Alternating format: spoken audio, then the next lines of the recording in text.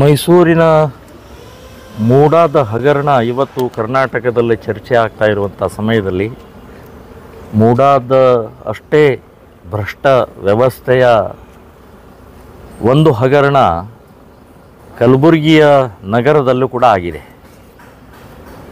University ಜಾಗ 19 ಎಕರೆ,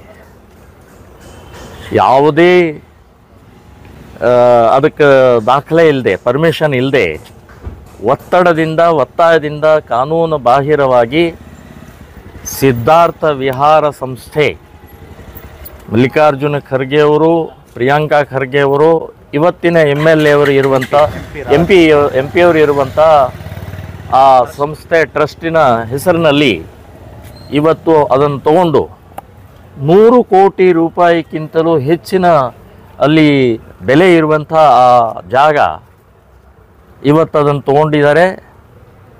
ಒಂದು ಪಾಲಿ ಸಂಸ್ಕೃತಿ ಸಂಶೋಧನಾ ಕೇಂದ್ರ ಅಂತನ್ನುವಂಥದ್ದು ಸೆಂಟರ್ ಮಾಡಿ ಕಟ್ಟಡವನ್ನು ಕಟ್ಟಿದ್ದಾರೆ. 50 ಕೋಟಿ ರೂಪಾಯಿ ಅನುದಾನ ತೊಗೊಂಡು, 10 ಕೋಟಿ ರೂಪಾಯಿ ಅನುದಾನ ತೊಗೊಂಡು, ಸರ್ಕಾರದ ಅನುದಾನ ತೊಗೊಂಡು ಕಟ್ಟಡ ಕಟ್ಟಿದ್ದಾರೆ. 7 ವರ್ಷ ಆಯಿತು, ಒಬ್ಬ ವಿದ್ಯಾರ್ಥಿ ಇಲ್ಲ, ಬೀಗ ಹಾಕಿದ್ದಾರೆ.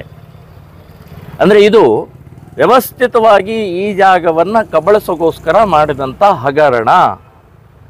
ಮಾನ್ಯ ಸರ್ಕಾರದವರೇ, ಮಾನ್ಯ ಕಾಂಗ್ರೆಸ್ ಸರ್ಕಾರ ದಯವಿಟ್ಟು ಇದರ ಸಂಬಂಧಪಟ್ಟ ಗಮನವಹಿಸಿ ಇದನ್ನು ಕೂಡಲೇ ತೆರವುಗೊಳಿಸಿ ಇಲ್ಲಿ ಹಿಂದುಳಿದವರಿಗೆ ಹಾಸ್ಟೆಲ್ಗಳು, ಹಿಂದುಳಿದವರಿಗೆ ಇವತ್ತು ಶಾಲೆಗಳು, ಬಡವರಿಗೆ ಮನೆಗಳು, ಮನೆ ಅಂತೂ ಕಟ್ಟೋಕ್ಕಾಗಲ್ಲ, ಅಲ್ಲಿ ಶಾಲೆ ಹಾಸ್ಟೆಲ್ಗಳನ್ನು ಕಟ್ಬೋದು, ವಿಶ್ವವಿದ್ಯಾಲಯ ಜಾಗ ಇದೆ. ಸೊ ಅದನ್ನು ಬಿಟ್ಟು ಇದನ್ನು ದೊಡ್ಡ ಪ್ರಮಾಣದಲ್ಲಿ ತಮ್ಮ ಅಧೀನದಲ್ಲಿ ಇಡೋಗೋಸ್ಕರ, ತಮ್ಮ ಕಬಳಿಸೋಗೋಸ್ಕರ ಮಾಡಿದಂಥ ಹಗರಣ ಅಂತನ್ನುವಂಥದ್ದು ನಾ ಹೇಳ್ತಾ ಇದ್ದೀನಿ. ಇನ್ನು ಈ ಶಾಹಿ